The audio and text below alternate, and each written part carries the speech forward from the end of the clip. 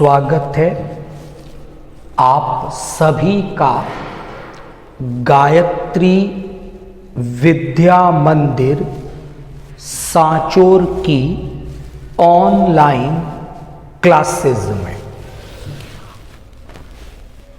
कल के लेक्चर में हम लोगों ने बात की थी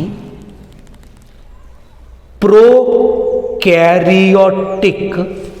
कोशिकाओं के बारे में और कुछ उदाहरणों के द्वारा हमने ये डिस्कस किया था कि ऐसे कौन से जीव हैं जिनकी कोशिकाएं प्रोकैरियोटिक प्रकार की होती हैं। आज उसी टॉपिक का हम लोग सेकेंड पार्ट डिस्कस कर रहे हैं और आज हम प्रोकैरियोटिक कोशिका की स्ट्रक्चर यानी उसकी संरचना के बारे में बात करेंगे। तो स्टार्ट करते हैं एक प्रोकैरियोटिक कोशिका की संरचना के बारे में और मॉडल के रूप में हमने यहां एक जीवाणु कोशिका का चित्र बनाया है। जो बैक्टीरिया है, जो जीवाणु हैं, ये सभी प्रोकैरियोटिक कोशिका के उपयुक्त उदाहरण हैं।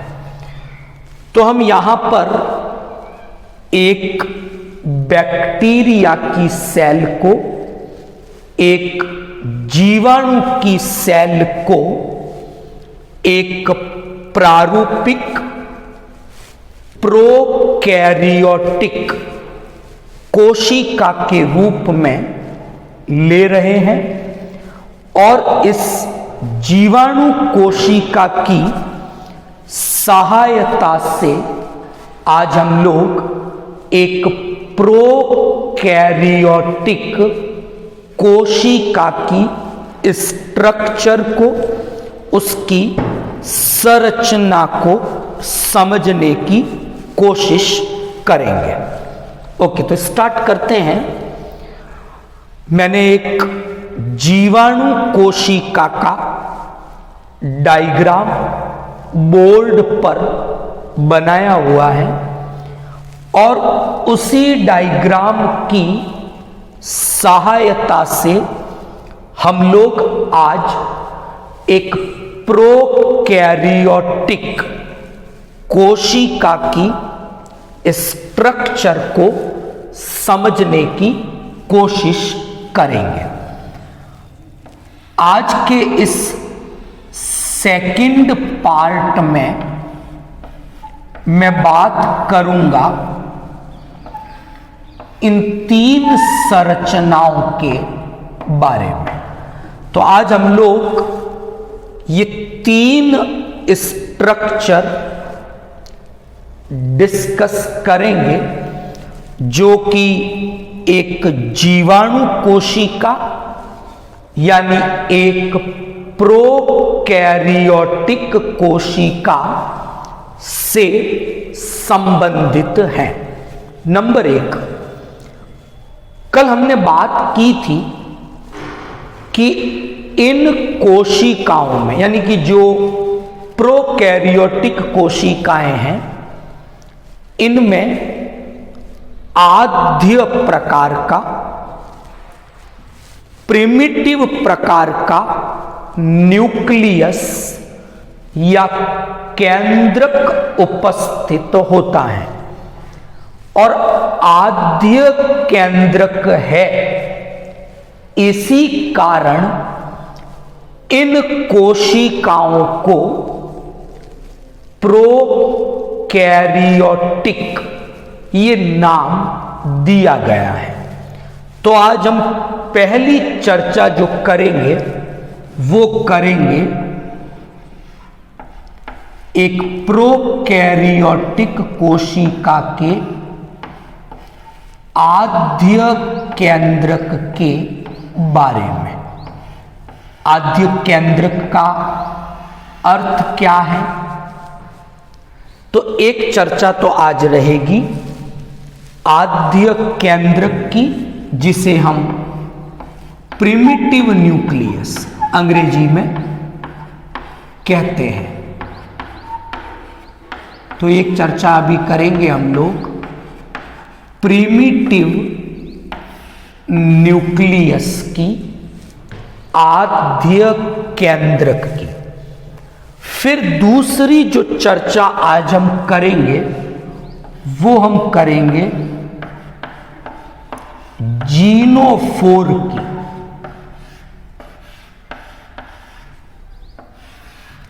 जीनोफोर एक प्रोकैरियोटिक जो कोशिका है उसका आनुवंशिक पदार्थ यानी जेनेटिक मटेरियल है। और तीसरी हम बात करेंगे एक प्रोकैरियोटिक कोशिका में उपस्थित एक संरचना के बारे में जिसका नाम है प्लाज्मिड। तो स्टार्ट करते हैं प्रोकैरियोटिक कोशिका के सेकंड पार्ट को। और आज के इस लेक्चर में हम लोग मॉडल के रूप में एक जीवाणु कोशिका की संरचना के बारे में पढ़ेंगे। और उस जीवाणु कोशिका में जो कि एक प्रारूपिक प्रोकैरियोटिक कोशिका का उदाहरण है, उसमें हम 3 संरचनाओं के बारे में बात करेंगे। आद्य केंद्रक क्या है, जीनोफोर क्या है और प्लाज्मिड क्या है। तो स्टार्ट करते हैं। अब सबसे पहले हम एक छोटी सी डिस्कशन आद्य केंद्रक प्रिमिटिव न्यूक्लियस के बारे में करेंगे। तो समझते हैं आद्य केंद्रक क्या है। तो पहले एक जानकारी हम समझें कि जब हम एक प्रारूपिक कोशिका की बात करते हैं, प्रारूपिक कोशिका पादप की हो सकती है, किसी जंतु की हो सकती है। तो क्या देखते हैं प्रारूपिक कोशिका में कि कोशिका में कोशिका द्रव्य और केंद्रक ये 2 चैम्बर या ये 2 संरचनाएं उपस्थित होती हैं। जो ये प्रारूपिक कोशिका में कह रहा हूं, जिसके उदाहरण के रूप में मैंने पादप की कोशिका की बात की, जंतु की कोशिका की बात की, ये यूकैरियोटिक प्रकार की कोशिकाएं हैं। और उन यूकैरियोटिक कोशिकाओं में एक विकसित सुस्पष्ट केंद्रक होता है, जबकि यहां हम बात कर रहे हैं प्रोकैरियोटिक कोशिका में आद्य केंद्रक की। तो वो आद्य केंद्रक क्या है उस पे हम डिस्कस कर रहे हैं। आद्य केंद्रक मतलब जब मैं एक जीवाणु कोशिका की संरचना को देखता हूं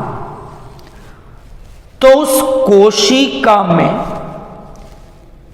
केंद्रक जैसी कोई संरचना नहीं है। केंद्रक का मतलब एक ऐसी संरचना जिसके चारों ओर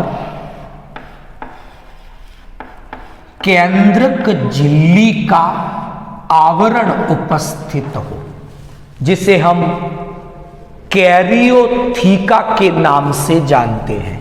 तो केंद्रक झिल्ली के लिए शब्द काम में लिया जाता है कैरियोथीका।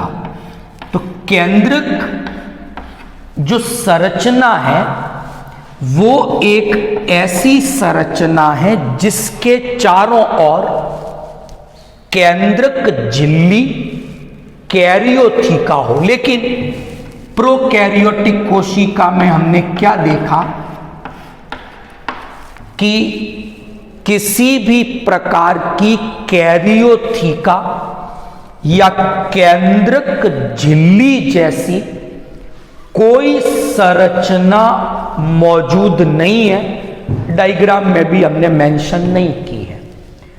तो अगर कोई केंद्रक ऐसा हो जिसमें ये कैरियोथीका केंद्रक झिल्ली ना हो। अब केंद्रक झिल्ली करती क्या थी कि कोशिका द्रव्य से केंद्रक का जो भी घटक है, जो भी न्यूक्लियस का मटेरियल है, उसे कोशिका द्रव्य से अलग बना के रखना, पृथक करके रखना, ये काम इस संरचना का था। और जब ये संरचना है ही नहीं तो हम क्या देखते हैं एक प्रोकैरियोटिक कोशिका में कि कोशिका द्रव्य और केंद्रक का जो द्रव्य है उसमें कोई विभेदन या किसी भी प्रकार का पृथक्करण नहीं है। तो अगर कोई केंद्रक ऐसा हो तो उसे सामान्यतः आद्य केंद्रक, प्रिमिटिव न्यूक्लियस के नाम से जाना जाता है। इसके लिए सही शब्द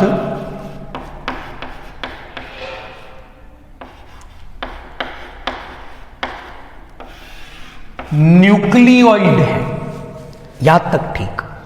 दूसरी बात कि जब हम एक यूकैरियोटिक कोशिका की बात करते हैं तो हमने एक तो कहा केंद्रक झिल्ली हो गई, और झिल्ली है इसलिए कोशिका द्रव्य केंद्रक द्रव्य पृथक पृथक है।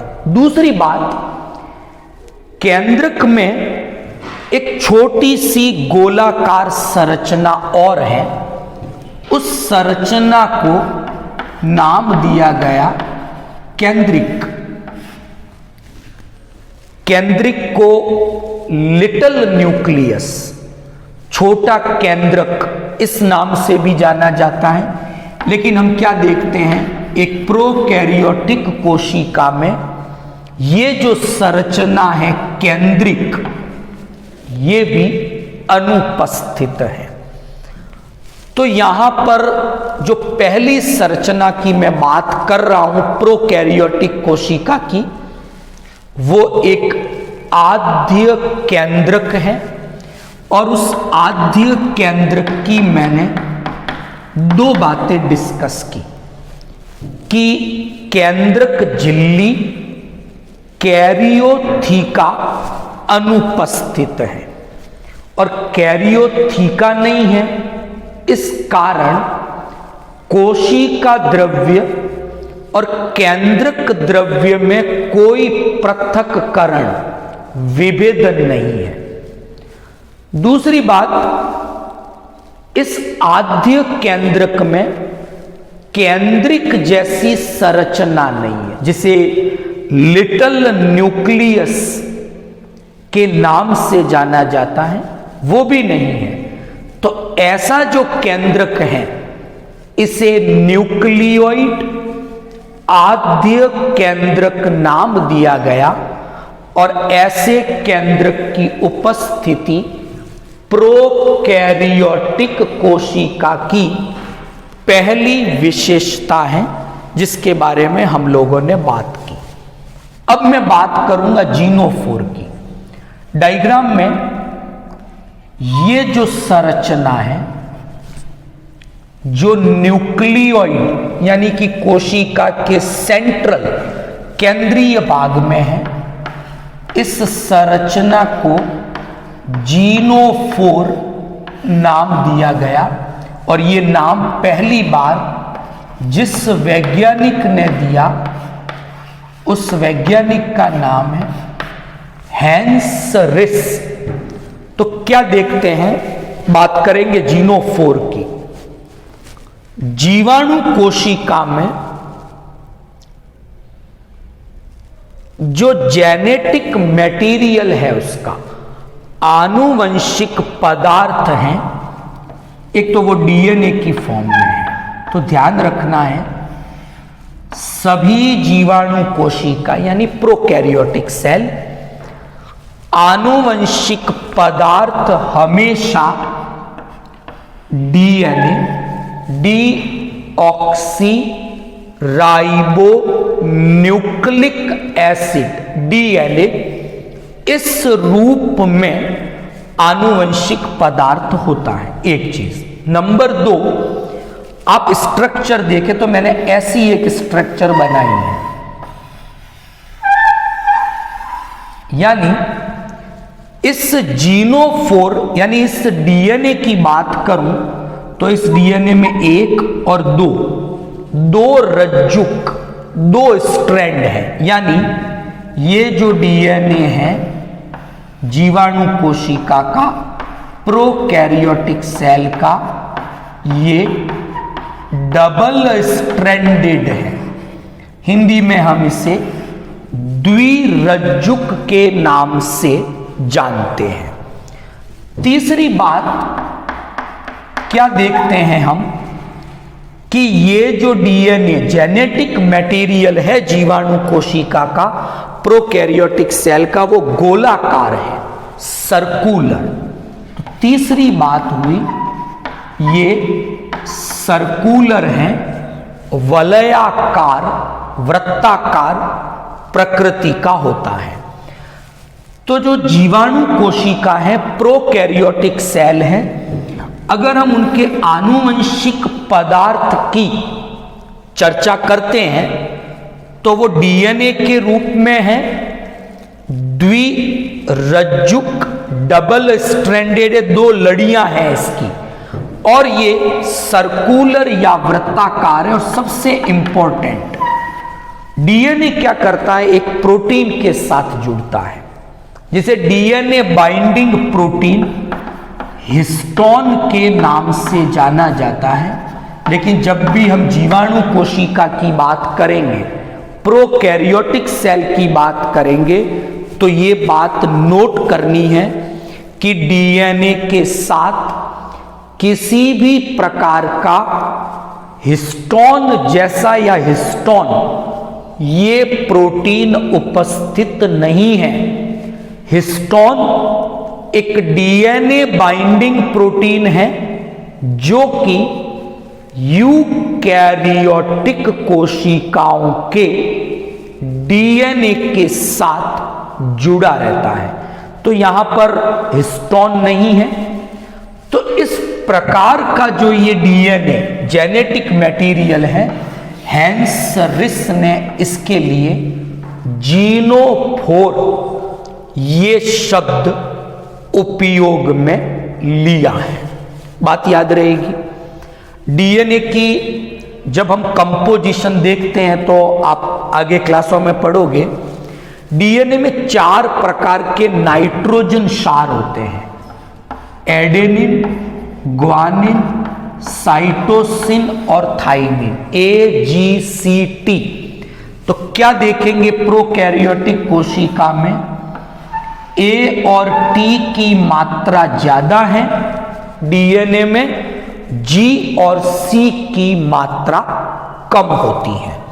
तो 2 चीजें डिस्कस की। तो ये जीनोफोर कोशिका के केंद्रीय भाग में है, लेकिन केंद्रक झिल्ली उपस्थित नहीं होती है।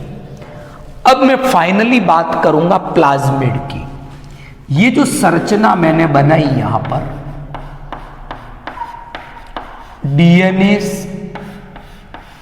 के पास में ही है, ये भी डीएनए ही है, वलयाकार है, द्विरज्जु के सेम दिख रहा है आपको, लेकिन मुख्य डीएनए के अतिरिक्त है, ये बात ध्यान रखनी है। यानी प्लाज्मिड डीएनए तो है, लेकिन मुख्य डीएनए के अतिरिक्त है, ये बात याद रखने वाली। लैडरबर्ग एक वैज्ञानिक था, वैज्ञानिक का नाम याद कर दें आप, लैडरबर्ग। इसने सबसे पहले इस प्लाज्मिड के बारे में जानकारी दी। तो प्लाज्मिड क्या है कि आप क्या देखोगे कि जीवाणु कोशिका में मुख्य डीएनए के अतिरिक्त कुछ और डीएनए हैं जो कि डबल स्ट्रैंडेड हैं, सर्कुलर हैं, प्लाज्मिड कहलाते हैं। क्लियर? सभी प्रोकैरियोटिक कोशिकाओं में प्लाज्मिड हो ऐसा जरूरी नहीं है। तो इसका मतलब ये कि जीवाणु कोशिका के या प्रोकैरियोटिक कोशिका के जीवित रहने के लिए प्लाज्मिड का होना आवश्यक नहीं है। तो प्लाज्मिड करता क्या है कि जिन जीवाणु कोशिकाओं में प्लाज्मिड है, वे जीवाणु कोशिकाएं ताप प्रतिरोधी हो जाती है, यानी हाई टेम्परेचर के प्रति सहनशीलता आ गई, लवणों के प्रति सहनशीलता आ जाए, एंटीबायोटिक्स प्रतिजैविक जो औषधियां हैं उनके प्रति सहनशीलता आ जाए, तो ऐसे कुछ विशिष्ट लक्षण इन प्लाज्मिड की उपस्थिति के कारण जीवाणु कोशिकाओं में आ जाते हैं। तो आई होप आज का जो टॉपिक था, इन 3 बिंदुओं पे मैंने चर्चा की, आपको इजीली ये जानकारी समझ में आ गई होगी। कल के लेक्चर में हम एक प्रोकैरियोटिक कोशिका का जो ये आवरण है, यानी इनकी कोशिका भित्ति, कोशिका झिल्ली, उसके रासायनिक संगठन, कोशिका झिल्ली और भित्ति के कार्य, इस पे हम लोग चर्चा करेंगे। वीडियो को लाइक और शेयर करें। आपकी कोई प्रॉब्लम है, कोई क्वेश्चन है, आप लोग कमेंट बॉक्स में कमेंट कर सकते हैं। Thank you all of you.